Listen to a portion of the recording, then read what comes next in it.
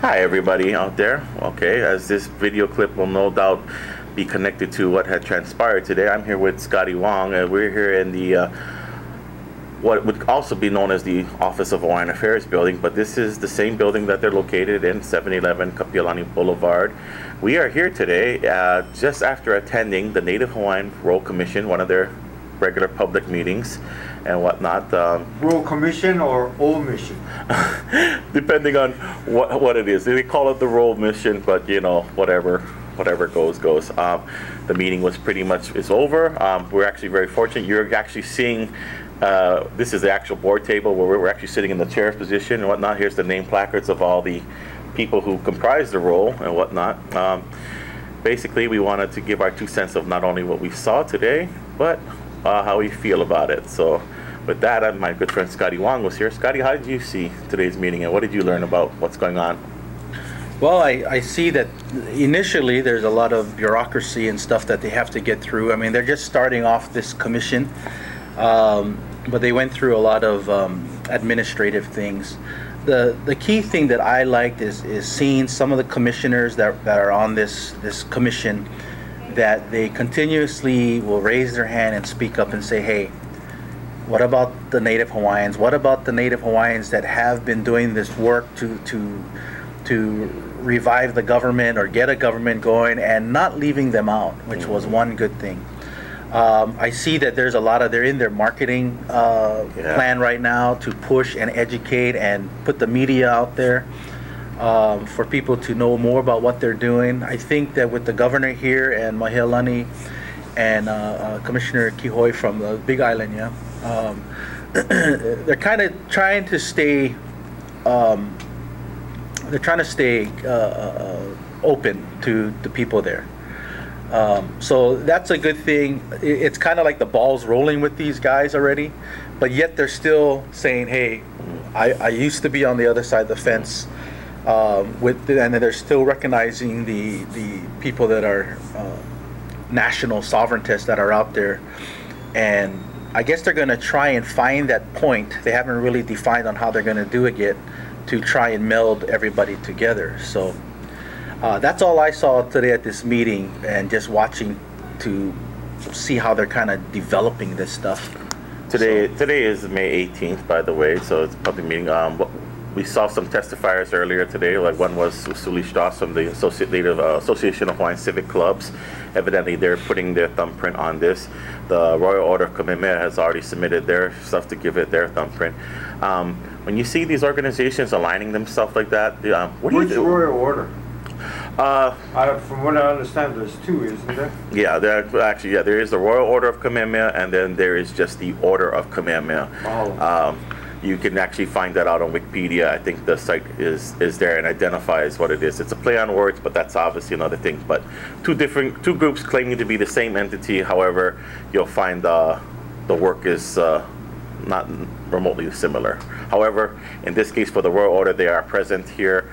They are endorsing this process. So what I would like to ask, and I'll explain myself later too, but I'd like to ask, what do you think the end process, what do you think this Royal Commission, now that you got to see the face, you got to see the area in which they work in, what do you see the purpose of what they hope to accomplish?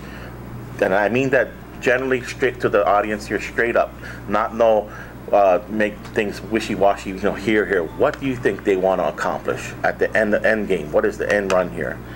Well, to me right now, with that question, I see two end games. I see the first end game being them getting this started, which I had posed the question to the governor and the commissioners that were here. Is this a verification of your Hawaiian ancestry, or is this a registration? Like a Kauinoa kind of thing. But I didn't mention Kauinoa here, but I said, is this a registration or a verification? Okay. And the governor came out and said, this is both. We're registering you and we're verifying you. And I asked about, what about the people in Hawaiian homes that have already gone through this whole verification process that has happened? Don't worry, we're gonna roll you all right in. You're qualified already. Wow. Okay?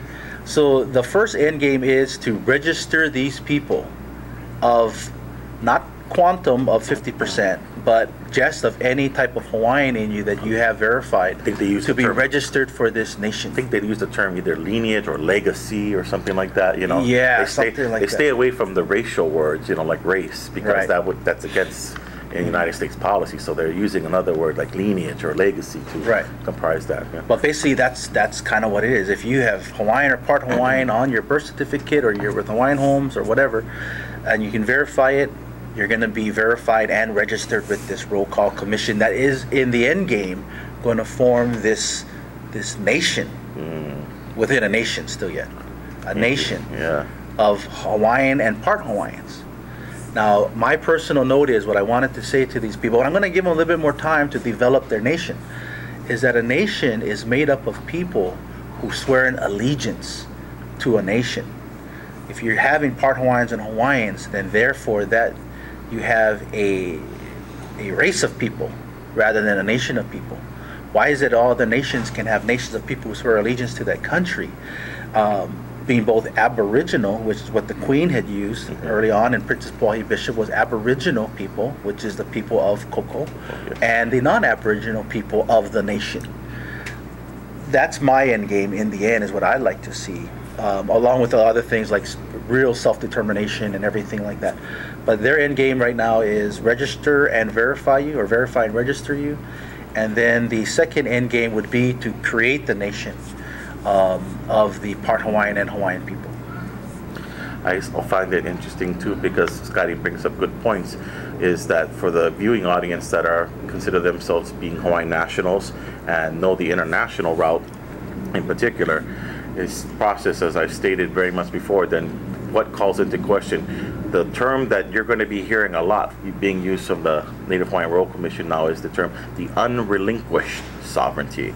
Seems to be their big word over here. Now, we all know from the sovereignty guys, or people who at least been following the movement, the big word that dropped upon us, you know, in the past, or early in the past, was called the inherent sovereignty. Everybody goes, what the hell is the inherent sovereignty of Hawaii? And mass deliberations and commentary about what the hell that was, and that was pretty much, in the layman's terms, it was the sovereignty from the Hawaiian Kingdom.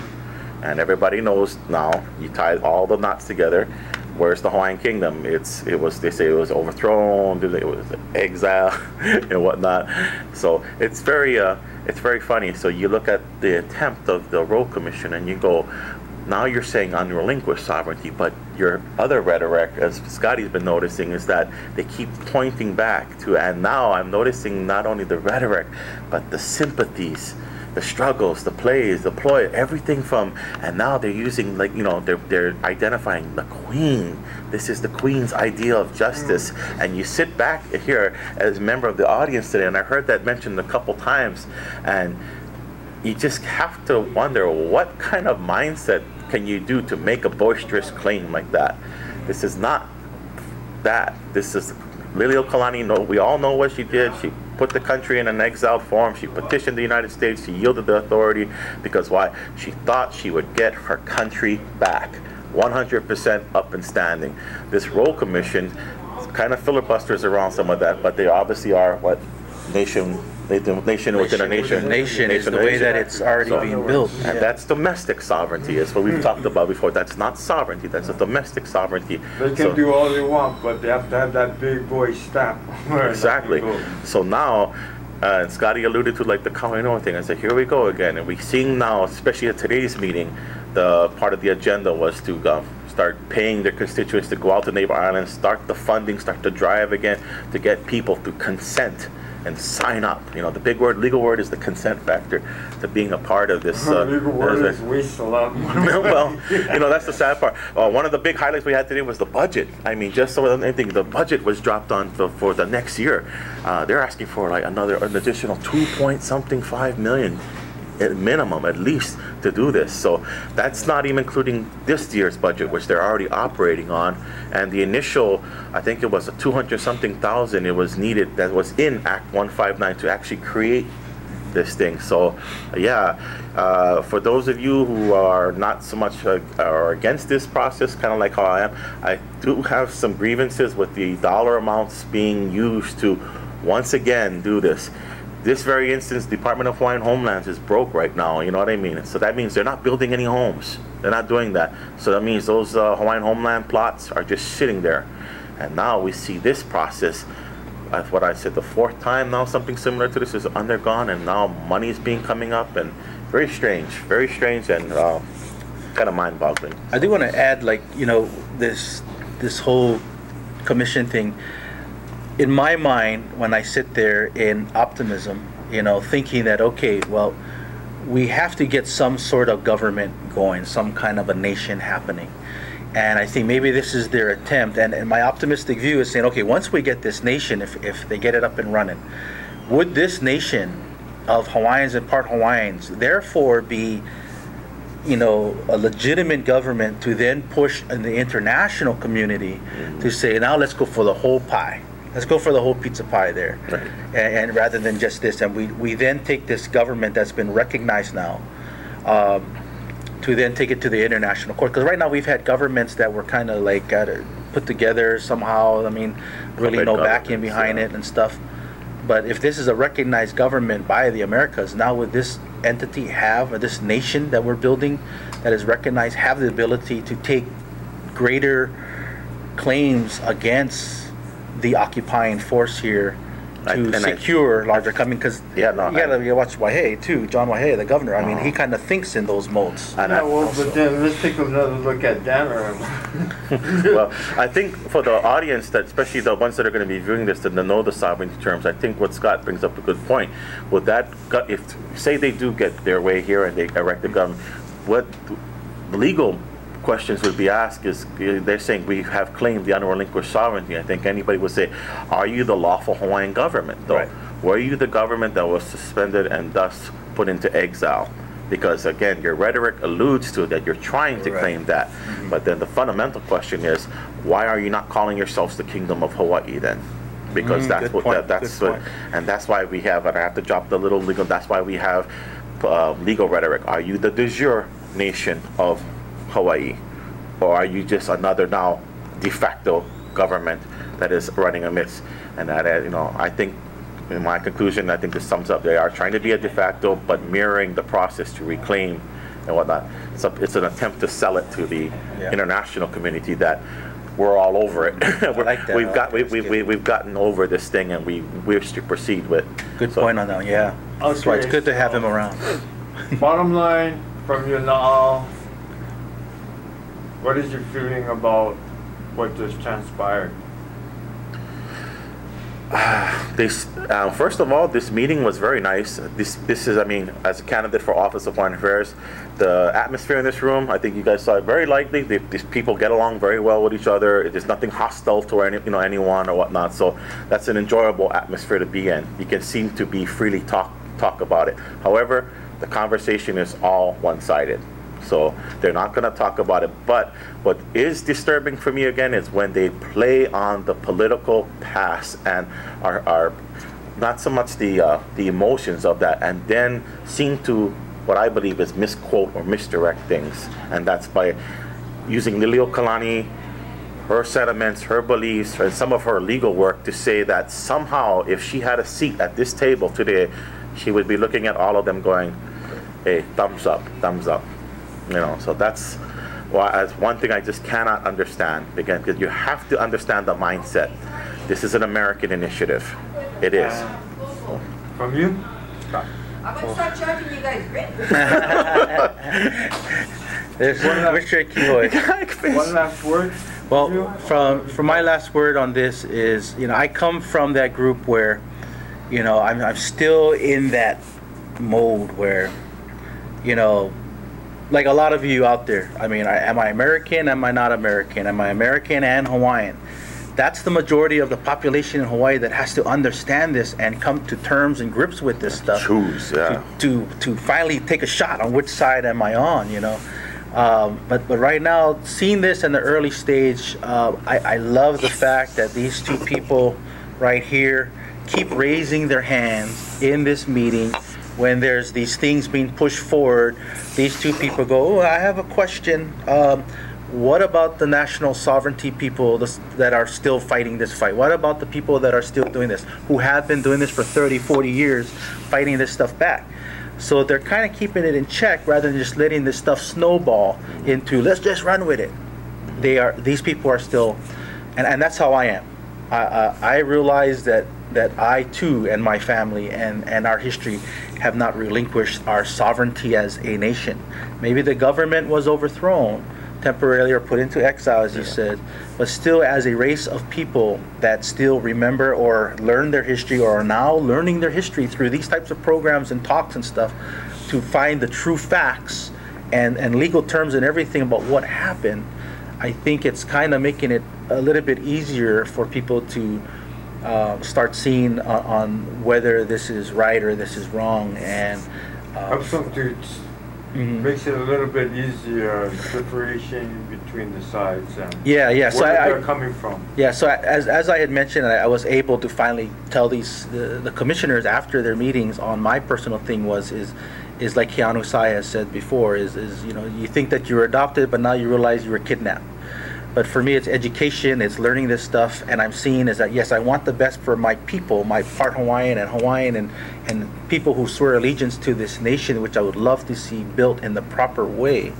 But yet, you know, I'm also trying to make sure that how do we do it as we're so surrounded and brainwashed and occupied by everybody around you, you know, saying that, well, you have your Native Hawaiian rights, we recognize it, but only upon, you know, we giving it to you and you know, not, you know, being detrimental to the state, you know. So right on. And you have a show out on Olelo that also helps to bring this to light a little bit more. Yeah, well, we're hopefully to put some of this on Restless Natives, which is a show that's been running for just about 2 years now, and we got Facebook, www.facebook/Restless Natives. And this brings about the voice of indigenous peoples, not just from Hawaii, but all of Polynesia, all of the Pacific Ocean. If any of you want to come on and say your part or your piece about what's going on as indigenous peoples, go to Facebook. Contact me at scottywong@gmail.com, SCOTTYWONG @gmail.com, and we'll get your voice out there. Kaylee's voice has been very important to us because he kind of brings us into the legal parameters. I don't have a TV show, I just have the truth. So get off your butt and vote. Even if you just grab an application, don't vote for anybody, just put one vote. Makekau for Oha, Dan Ahuna for Oha on Kauai, and Keamoku Kapu for the island of Maui. The street, we're a team change, baby. We're coming to take the office of Hawaiian Affairs and make it Pono again, for Pono. Yep, he's got my vote. All right, mahalo, aloha. Yeah. No as I kick this flows in my verse to oppose all the idiots who insist it's simply how it goes. Back in 1893, the US military dethroned and imprisoned Makwilili o Okalani. All of these problems, way in my brain. I know, I go insane. Way in my brain, feeling the pain. Cause in 1997, ain't a damn thing changed. No, I ain't no cry. No,